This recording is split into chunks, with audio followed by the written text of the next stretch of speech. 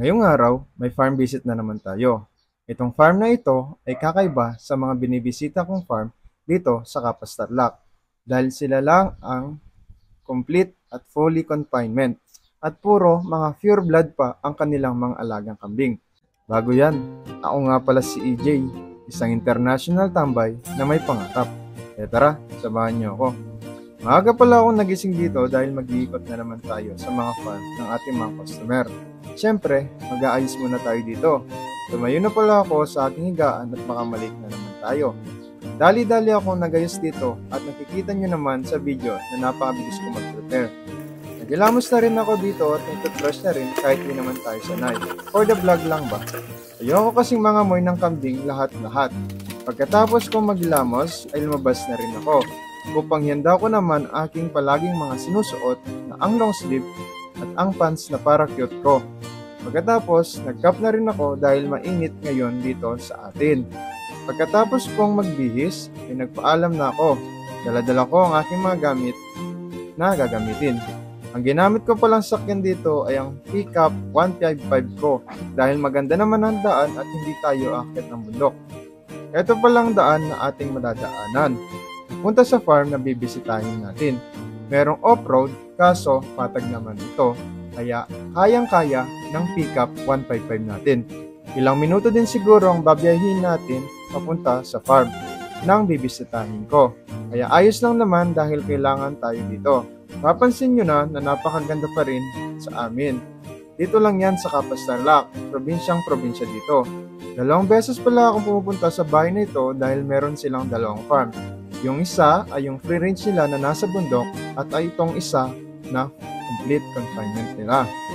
Ngayon, nandito na pala tayo. Ang kasama natin sa for today's video ay si Kuya Jess. Siya ang tagapamahala dito habang wala yung tito ko na may-ari. Ang mga kambing na aking binibisita ay fully confinement. Tignan nyo naman kung gaano kaganda ang kanilang pabahay. Diba mga kagri? Sobrang elevated nito. Halos 6 feet siguro ito. Kasi mas mataas pa sa akin. Kumbaga sa bahay nating mga tao, ito ay ang 2nd floor na. Ang kapangitan lamang sa sobrang taas ay matakaw sila sa hangin kapag may bagyo. Ngayon mga kagri ay papasok na tayo sa loob ng kanilang bahay upang ipakita sa inyo ang kanilang mga nagagandahang stock. Ang kambing pala nila dito mga kaagri ay mga full blood na kambing, meaning walang galing sa upgraded. Tapos, ang kanilang sistema ng pag-aalaga ay fully confinement. Ano nga ba ang fully confinement? Ang fully confinement ay hindi sila pinapalabas kahit anong mangyari. Sila ay palaging nasa kulungan lamang. Ang fully confinement ay binibigyan lamang sila ng mga iba't ibang uri ng damo or kaya naman mga silage. Hindi katulad sa mga free range na nakakapili sila sa mga kakain nila. Ang pagsiserve pala ng pagkain sa kanila ay tuwing umaga, tanghali, merienda at hapon. Pagkatapos niyan, nag-prepare na pala ako ng mga gagamitin natin. Dito na rin ako nag-prepare sa kanila dahil marami naman silang stock dito, mga kagri, kumpara sa mga iba nating iniikotang mga farm dahil marami silang mga alagang kambing, mayroong free range at fully confinement. So ang ginagamit pala nating manggamot ay 500 ml na B-complex, pagkatapos ay 100 ml na ADE plus selenium, pang-deworm na albendazole para sa mga hindi buntis na kambing, mga syringe na 3cc para sa mga maliliit at dumulagang kambing. Ang mga vitamins na aking ginagamit ay maaari nyo nang bilhin ito mga kagri. Meron po tayong Shopee account na ilalagay ko na lamang sa taas ng video. Kaya naman ay mag-direct message na lamang po kayo sa akin, Fidel Crucion de Leon. Since marami silang mga alagang kambing, mga malalaki na pala ang mga ginagamit kong mga vitamins at pang-deworm dito para makatipid na din sila. Bali ayan lahat ang mga gagamitin natin mga kagri. So, ano pang hinihintay natin? Magsimula na tayo. Sa pag-i-inject ng mga kambing, nagsisimula pala ako sa mga maliliit na kambing. Dumulaga, hulugan, nahin, at sa mga buntis na kambing na hindi pa malapit manganak. Ganon ang aking pagkakasunod-sunod mga kagri para lalong madali at organized tayo. So bali 20 pieces pala ang mga alaga nilang kambing dito.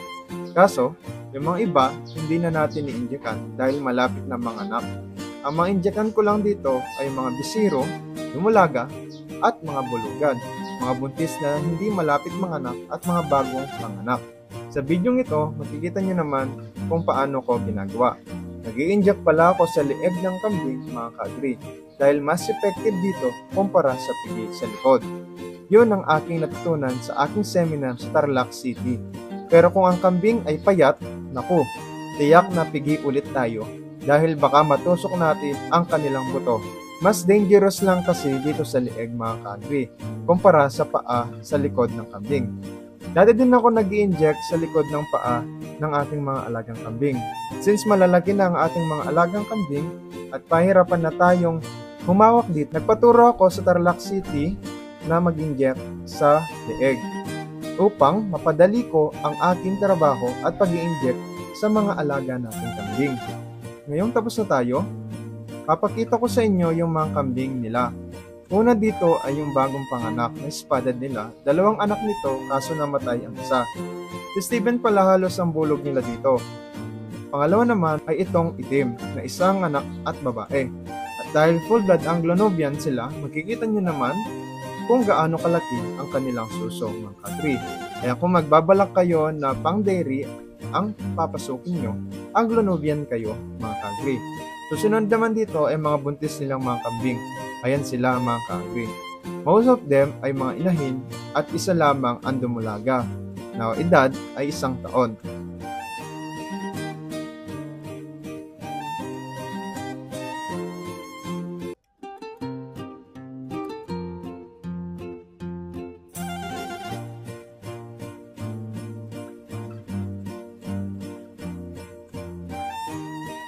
Tapos, eto pala yung kanilang mga dumulagang kambing na by after 3 months, papabreed na namin ang mga ito.